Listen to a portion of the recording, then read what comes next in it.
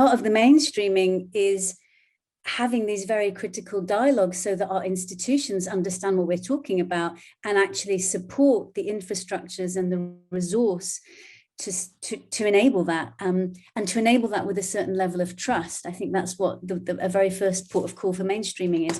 But I really feel that the kind of things everyone is talking about and the kind of processes we're talking about are hugely time consuming.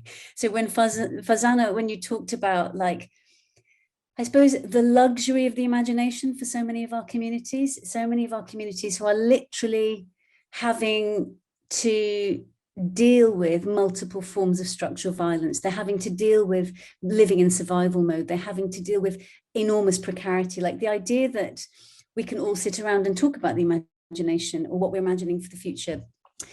The space needed to create the safety and to create the trust, and then to create the spaces of healing, to build the village that's going to raise our children. Like these are these, I think, demand so much. My concern would be that we are constantly moving away from those spaces in order to mainstream something, whereas it feels like we require huge amounts of time to keep those models safe, to keep them viable, and also to keep them democratized and to keep them led by, I suppose, people on the ground.